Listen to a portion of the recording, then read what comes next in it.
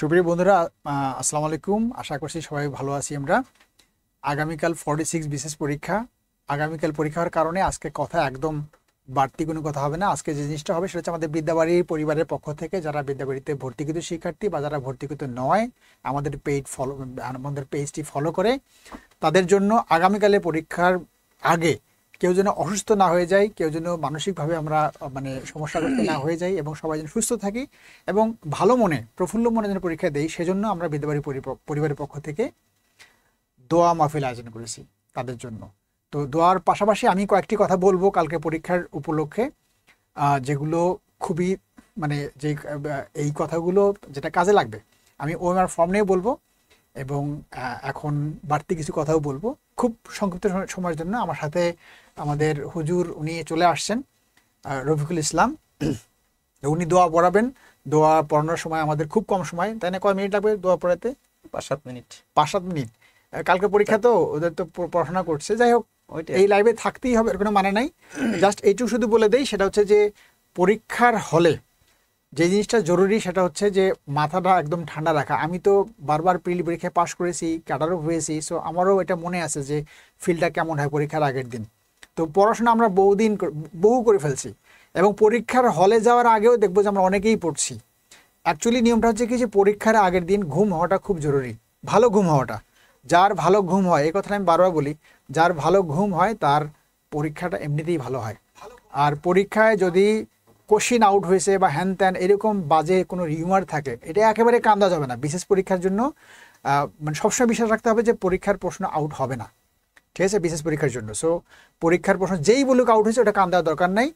রাতে খুব ভালো ঘুম দরকার। এখন বাজে 9টা। তো যেটা করতে হবে যে 11টা বা বড় জোর হাইয়েস্ট 12টা, সর্বোচ্চ রাত 12টার মধ্যে ঘুমিয়ে যেতে হবে। ঘুম ভালো হলে পরীক্ষা এমনি ভালো হবে, এটা আমি বলে দিচ্ছি। 12টার মধ্যে ঘুমিয়ে যেতে হবে। আর একটা হচ্ছে আগামীকাল পরীক্ষার কেন্দ্র যার যত দূরে আছে সেই কেন্দ্রে অন্তত পক্ষে 1 ঘন্টা আগে উপস্থিত হতে হবে। 1 ঘন্টা আগে ওই কেন্দ্রে যে বসে থাকতে হবে। ইম্পর্টেন্ট জিনিস, রাতে ভালো ঘুম হতে হবে। আর ওই কেন্দ্রে যেখানে যার কেন্দ্র আছে সেটা কিভাবে যেতে হবে, কিভাবে আপনি যাবেন, সেইখান থেকে 1 ঘন্টা আগে যদি সেখানে উপস্থিত হন তাহলে টেনশনটা থাকবে না, চিন্তা থাকবে না। এটা হচ্ছে 2 নম্বর কথা। আর 3 নম্বর কথা হচ্ছে যে অবশ্যই যে নিয়মগুলো আছে যে নিয়ে যাওয়া যাবে না, কী নেওয়া যাবে না সেটা বলা আছে, ওগুলো নেওয়া যাবে না। এইগুলো ঝামেলা যদি পরীক্ষা হলে যাওয়ার আগে হয় তাহলে পরীক্ষাটা এমনি খারাপ হয়ে যাবে। তা রাতে ভালো ঘুম হইতে হবে এবং পরীক্ষা হলে 1 ঘন্টা আগে উপস্থিত হইতে হবে। আর যা যা নেওয়ার দরকার নেই সেগুলো নেওয়া যাবে না। আর একটা বিষয় হচ্ছে যে ওএমআর ফর্ম, আমি একটু দোয়া মাহফিলের আগে একটু বলে দেই।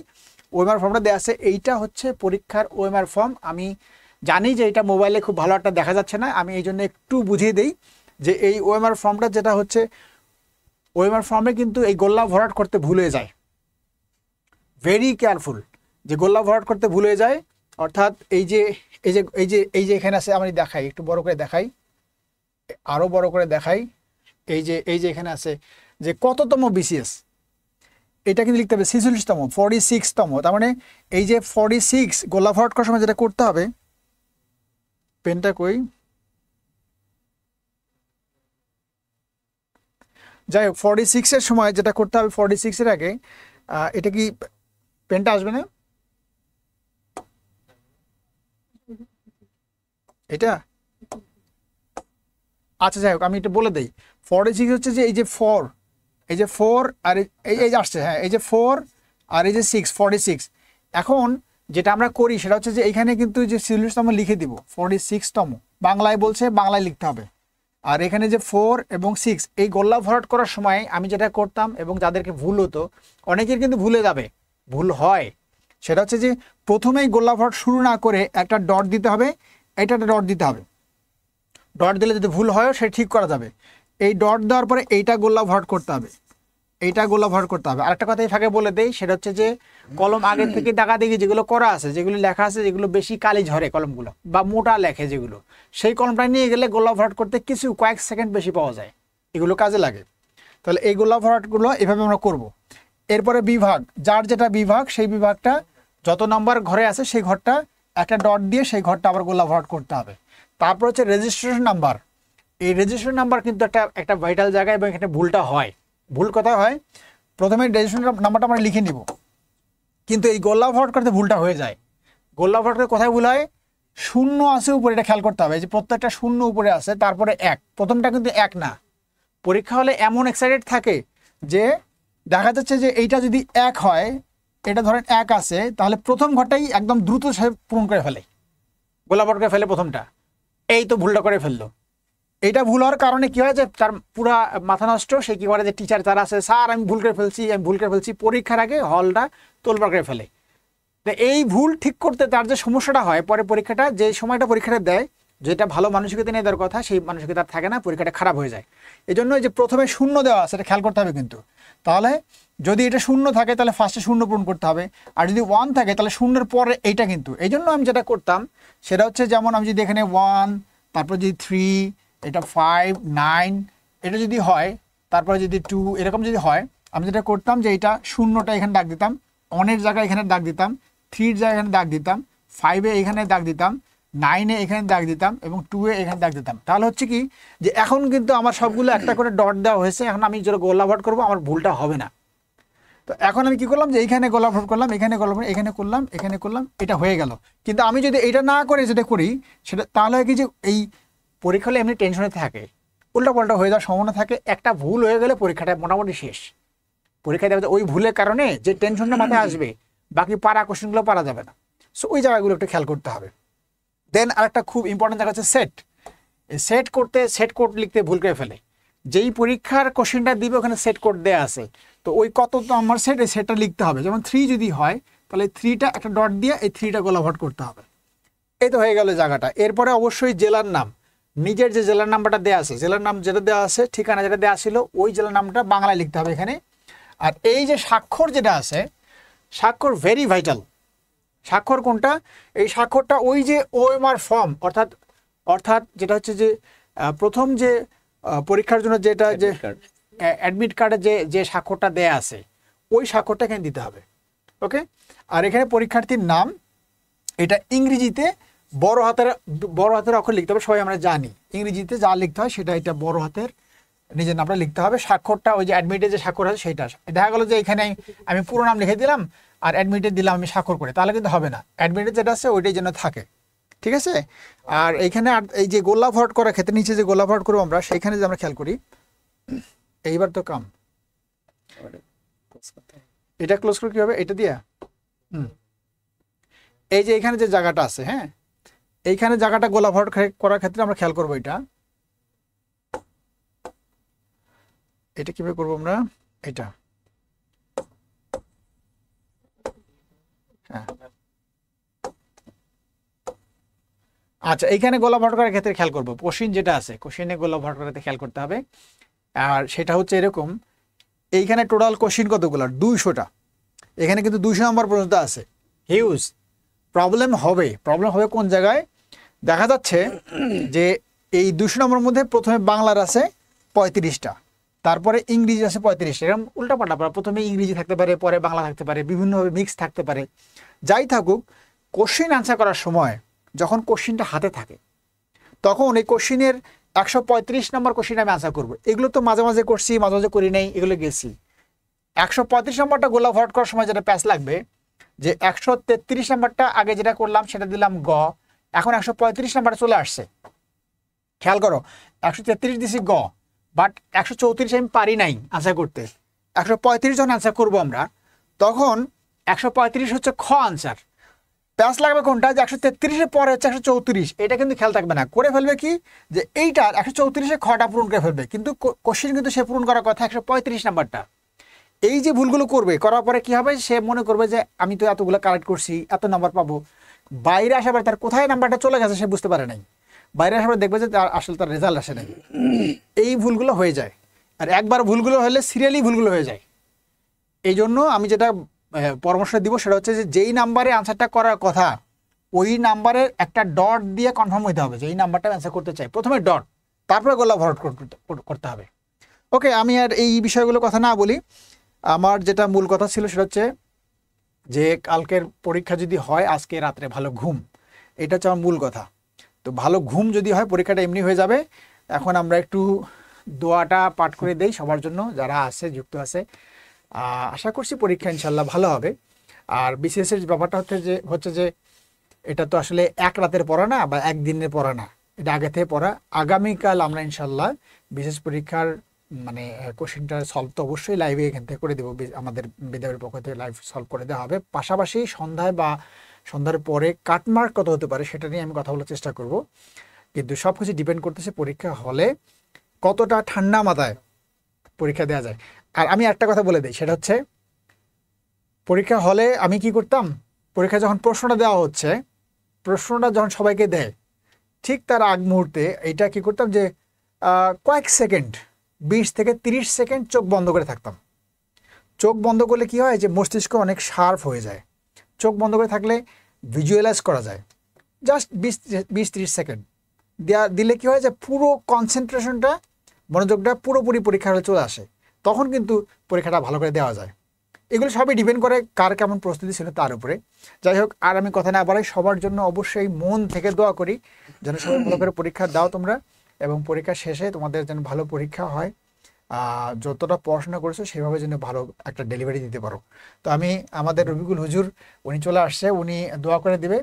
এই দোয়ায় ভয় বলতে সাথে ভালো ভয় তো, আর একটা জিনিস বলি, ভয় তো করবাই না, ভয় টোটালি নাই। অর্থাৎ এই বিসিএসে না হলে তোমার কিচ্ছু হবে না, বিসিএস যদি না হয় না হবে, এই জন্য তুমি ভয় পাবা না, বাট সিরিয়াস থাকবা। পরীক্ষায় সিরিয়াস থাকতে হবে, ওভার সিরিয়াস না। এটা কিন্তু খুব গুরুত্বপূর্ণ কথা। ওভার সিরিয়াস কিন্তু হলে সমস্যা, ওভার সিরিয়াস কোনোভাবে হবে না, বাট সিরিয়াস আনসার করার সময়, এবং যেটা তুমি আনসারটা গোলাভট করছো বা আনসারটা কোনটা হচ্ছে এ না সি, কোনটা আনসার দিব, কোনটা ডিসিশন নিব, এক্ষেত্রে সিরিয়াস থাকবা, বাট ওভার সিরিয়াস না যে হাত কাঁপতেছে এরকম না কিন্তু। ঠিক আছে, ভয়ের কোনো কারণ নেই, একদম ভয় পাবে না। রাতে ভালো ঘুম দাও, পরীক্ষা এমনি পরের দিন ভালো হবে। ঠিক আছে, তাহলে হুজুর আপনি দোয়াটা করে দেন, আমাদের হুজুর এখন দোয়া করে দিবে সবার জন্য। আচ্ছা, মাথা পুরো খালি থাকবে, মাথা পুরো খালি থাকবে, এটাই নিয়ম, মাথা খালি হলেই ভালো। ওকে, ভালো ঘুম দাও, ভালো ঘুম দিলে ইনশাল্লাহ ভালো হবে। আমি আর কথা বাড়াচ্ছি না, হ্যাঁ, খুব শর্ট করে দোয়া করে দিতে হবে। হ্যাঁ, ঠিক আছে, আল্লাহ হাফেজ, দোয়া রইল, ফি আমানিল্লাহ।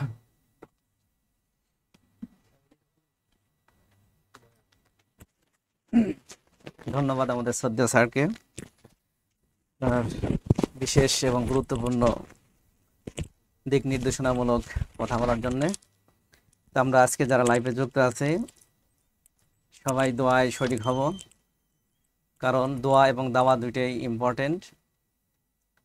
আর প্রস্তুতি যা নেবার তা তো হয়ে গেছে, এখন আল্লাহ যা চাইবে সেটাই ফয়সালা হবে। আমরা সবাই দোয়ায় শরীক হই ইনশাআল্লাহ। أعوذ بالله من الشيطان الرجيم بسم الله الرحمن الرحيم الحمد لله رب العالمين الرحمن الرحيم مالك يوم الدين إياك نعبد وإياك نستعين اهدنا الصراط المستقيم صراط الذين أنعمت عليهم غير المغضوب عليهم ولا الضالين آمين بسم الله الرحمن الرحيم قل هو الله أحد الله الصمد لم يلد ولم يولد ولم يكن له كفوا أحد بسم الله الرحمن الرحيم قل هو الله أحد الله الصمد لم يلد ولم يولد ولم يكن له كفوا أحد بسم الله الرحمن الرحيم قل هو الله أحد الله الصمد لم يلد ولم يولد ولم يكن له كفوا أحد بسم الله الرحمن الرحيم قل أعوذ برب الفلق من شر ما خلق ومن شر غاسق إذا وقب ومن شر النفاثات في العقد ومن شر حاسد إذا حسد بسم الله الرحمن الرحيم قل أعوذ برب الناس ملك الناس إله الناس من شر الوسواس الخناس الذي يوسوس في صدور الناس من الجنة والناس صدق الله العظيم। আমরা সবাই দরুদ পাঠ করব এখন। اللهم صل على محمد وعلى آل محمد كما صليت على إبراهيم وعلى آل إبراهيم إنك حميد مجيد اللهم بارك على محمد وعلى آل محمد كما باركت على إبراهيم وعلى آل إبراهيم إنك حميد مجيد اللهم صل على محمد وعلى آل محمد كما صليت على إبراهيم وعلى آل إبراهيم إنك حميد مجيد اللهم بارك على محمد وعلى آل محمد كما باركت على إبراهيم وعلى آل إبراهيم إنك حميد مجيد اللهم صل على محمد وعلى آل محمد كما صليت على إبراهيم وعلى آل إبراهيم إنك حميد مجيد اللهم بارك على محمد وعلى آل محمد كما باركت على إبراهيم وعلى آل إبراهيم إنك حميد مجيد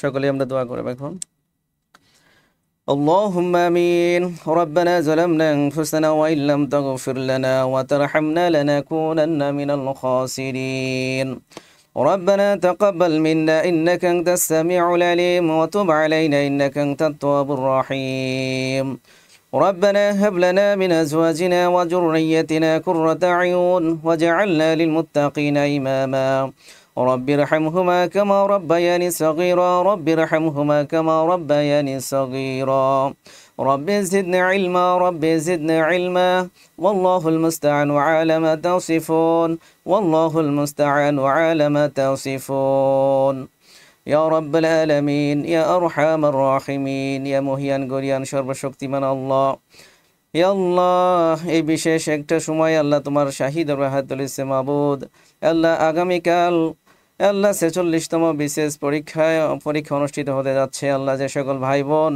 এই পরীক্ষায় অংশগ্রহণ করছে আল্লাহ সকলের সুস্থতা কামনা করছি আল্লাহ আল্লাহ সকলে যাতে সুন্দরভাবে পরীক্ষা দিতে পারে সেই তৌফিক তুমি দান করো আল্লাহ সকলে যাতে মনের নেক আশাগুলি পূরণ করতে পারে সেই তৌফিক তুমি দান করো আল্লাহ সকলের সুস্থতা এবং মানসিকভাবে স্ট্রং থাকার তৌফিক দান করো আল্লাহ আগামীকাল যে পরীক্ষা হতে যাচ্ছে আল্লাহ তুমি ভালো জানো আল্লাহ যার যার রিজিকের ফয়সালা তুমি করতে পারো আল্লাহ আল্লাহ সকলের রিজিকের তুমি ফয়সালা করে দাও আল্লাহ সকলের মনে নেক আশাগুলি পুরো করে দাও আল্লাহ সকলে বিশেষ ক্যাডার হওয়ার তৌফিক দিয়ে দাও আল্লাহ আল্লাহ তুমি আমরা যারা বেকার রয়েছি আল্লাহ সকলের বেকারকে তুমি লাঘব করে দাও আল্লাহ আমাদের সুন্দর হালাল রিজিকের একটা ব্যবস্থা করে দাও আল্লাহ সকলের সরকারি চাকরি সহ এবং যে কোনো ভালো একটা চাকরির ব্যবস্থা করে দাও আল্লাহ আল্লাহ বিশেষ করে আল্লাহ আগামীকাল যে 46তম বিশেষ পরীক্ষায় অংশগ্রহণ করবে আল্লাহ সকলকে তুমি ভালোভাবে পরীক্ষা দেওয়ার তৌফিক দান করো আল্লাহ আল্লাহ এবং বিদ্যাবাড়িতে যে সকল ভাই বোনেরা যুক্ত রয়েছেন যে সকল ভাই বোনেরা আল্লাহ অবিরাম চেষ্টা করে যাচ্ছেন আল্লাহ সকলের